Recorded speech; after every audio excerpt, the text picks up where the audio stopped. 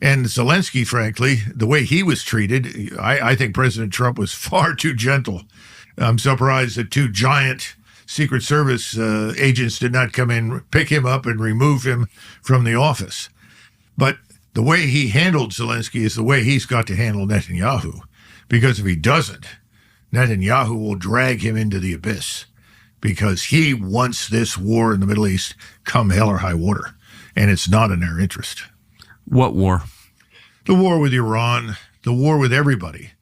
I mean, you've seen these settings where Netanyahu sits at a table and he's got everybody around him in his cabinet.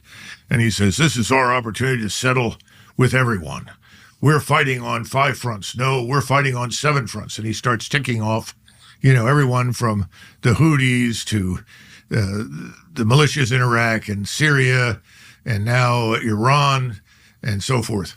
If you look at the map today, he's trying to occupy Syria all the way up to the edge of Damascus. And Erdogan, who is a very clever but slippery character, has already said, forget it. We're not going to tolerate that in southern Syria.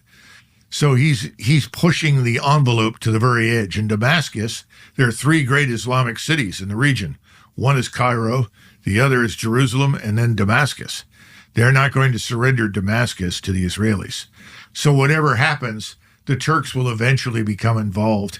They'll march in. So, I mean, that creates a kind of structural problem because Turkey is a member of NATO.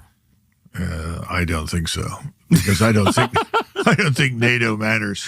Maybe you're right. I don't think it has for a long time. Well, it matters in a material sense. We just use the name NATO to wage a war against Russia for 3 years that we lost. Yeah. So, but that would be the end of NATO, right? Well, what we're talking about will end everything that we're accustomed to, the rules-based order, which just means our global hegemony in military and economic terms.